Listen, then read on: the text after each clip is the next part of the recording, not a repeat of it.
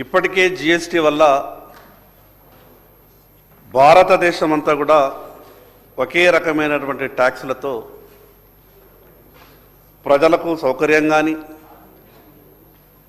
విదేశీ పెట్టుబడులకు గతంలో జిఎస్టీ లేకన్నా ముందు ఈ భారతదేశంలో ఉన్నటువంటి ట్యాక్స్ విధానం చూసి అనేక సందర్భాల్లో ఇన్వెస్టర్స్ ఈ భారతదేశంలో పెట్టుబడులు పెడితే చాలా ఇబ్బందులు ఉన్నాయి. ఉదాహరణకు ఢిల్లీ చుట్టుపక్కల 3-4 రాష్ట్రాలు 70 కిలోమీటర్లలో 3-4 రాష్ట్రాలు దాటి వెళ్ళాలి. ఒక్కొక్క రాష్ట్రానికి ఒక్కొక్క రకమైనటువంటి ట్యాక్స్, ఒక రాష్ట్రంలో ట్యాక్స్ చెల్లించి మరో రాష్ట్రంలో ఇంకో రకంగా ట్యాక్స్ చెల్లించి ఈ రకమైనటువంటి ఇబ్బంది వల్ల పెట్టుబడులు ఈ దేశంకు రాని కారణంగా కేంద్రంలో ఉన్నటువంటి భారతీయ జనతా పార్టీ ప్రభుత్వం, గతంలో ఉన్నటువంటి ప్రభుత్వాలు కూడా కేంద్రంలో ఆలోచించిన ఈ జిఎస్టీ మీద ఆనాడు భారతీయ జనతా పార్టీ నరేంద్ర మోడీ గారి నాయకత్వంలో జిఎస్టీ బిల్లు పార్లమెంట్లో అయిన తర్వాత అందులో మొట్టమొదటి జిఎస్టీ బిల్లు ఆమోదం కూడా ఈ తెలంగాణ రాష్ట్ర శాసనసభలోనే జరిగింది. అధ్యక్ష, దేశ ప్రజలంతా కూడా ఏం కోరుకుంటున్నారు అంటే ఇప్పటికీ పెట్రోల్ డీజిల్ కూడా జిఎస్టీలో వస్తే బాగుంటుంది. సరే, రాష్ట్రాల ఆర్థిక పరిస్థితి అది ఏ రాష్ట్రమైనా సరే పెట్రోల్ డీజిల్ అనేది జిఎస్టీకి వెళ్తే మా రాష్ట్రం ఆర్థికంగా ముందుకు పోవడం చాలా ఇబ్బంది. అందుకొరకు పెట్రోల్ డీజిల్ని జిఎస్టీలు కాకుండా ఆయా రాష్ట్రాలు విధిస్తున్నటువంటి ట్యాక్స్లో వ్యాట్లో ఈ యొక్క పెట్రోల్ డీజిల్ ఉన్నాయి. అధ్యక్ష, ఏ రోజైనా సరే ప్రభుత్వాల ఆలోచన ఎట్లున్నది అని అంటే ఏ రంగం నుంచి అయితే గొప్పగా ఆదాయం వస్తున్నదో ఆ రంగాన్ని మాత్రమే పట్టి పీడించి ఆ వస్తువుల మీదనే అధికంగా ట్యాక్స్ విధించేటటువంటి పాలసీ ఆలోచన ప్రభుత్వాలకు అనాదిగా వస్తున్నటువంటి సాంప్రదాయం.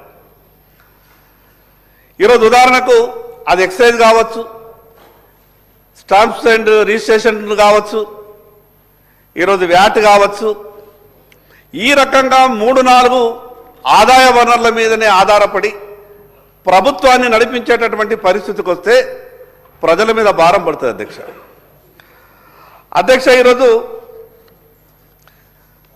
నేను ఈ పార్టీ ఆ పార్టీ అనను, కానీ ప్రతిపక్షంలో ఉన్నప్పుడు మాత్రం ధరల గురించి గొప్పగా మాట్లాడతాం. గతంలో టీఆర్ఎస్ పార్టీ ప్రభుత్వంలో ఉన్నప్పుడు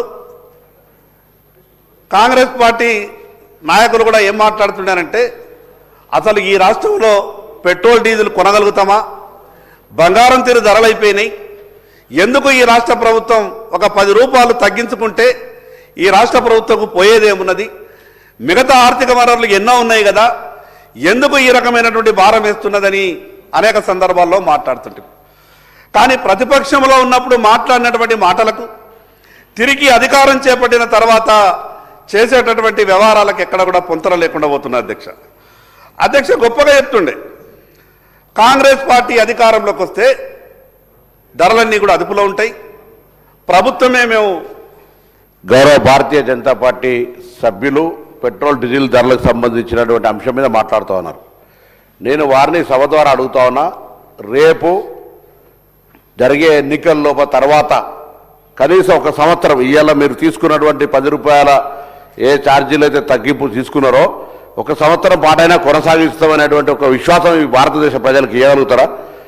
ఎక్కడ ఎన్నికలు వస్తే అక్కడ దానికి సంబంధించిన తగ్గింపులు, దానికి సంబంధించిన ప్రక్రియ, ఎన్నికల కొరకే వ్యవస్థ నడుపుతున్నటువంటి విధానాన్ని చూపెట్టే ప్రయత్నం చేస్తూ ఉన్నారు. ఇలా మేమేం తెలంగాణ ప్రభుత్వం తరఫున కొత్తగా పన్నులు విధించింది కానీ లేకపోతే దానికి సంబంధించిన విషయాన్ని కానీ తీసుకున్నది లేదు. నేను గౌరవ సభ్యుని ఒకటే, ఈరోజు మీరు చూస్తూ ఉన్నారు మనం ఏ విధంగా డాలర్కు సంబంధించిన లేకపోతే పెట్రోల్కి సంబంధించిన లేకపోతే జిఎస్టీకి సంబంధించిన అంశాలు ఏ విధంగా రాష్ట్రాల మీద ఆర్థికంగా ప్రభావం చూపెడుతున్నాయి మీరు చూసినారు. సో ఈ అంశం మీద కూడా నేను వారు ఒకటే సూటిగా నాకున్నటువంటి పబ్లిక్ గ్రీవెన్స్ చాలామంది అడుగుతూ ఉన్నారు బయట కూడా, మీరు ఇవాళ తక్కువ చేసినటువంటి ఏదైతే ఉందో 4 రాష్ట్రాల ఎన్నికలను దృష్టిలో పెట్టుకొని చేసినారు, లేదా భవిష్యత్తులో ఇది సంవత్సర కాలం పాటు కనీసం ఇప్పుడు తక్కువ చేసినటువంటి మాట ఒకటి ఏదైనా మాట తీసుకుంటే నిర్ణయం తీసుకుంటే 1 సంవత్సరమైనా దాన్ని అమలు చేయాలి కదా అధ్యక్ష. కాగానే రేపు విపరీతంగా పెంచేటువంటి ప్రయత్నం జరగదు అనేటువంటి మాటను గౌరవ సభ్యులు ఇక్కడ చెప్పాల్సిన అవసరం ఉందని ఈ సందర్భంగా నాకు ప్రజల యొక్క ఆకాంక్షను ఈ సందర్భంగా గౌరవ సభ్యులు తెలియజేస్తా ఉన్నాను.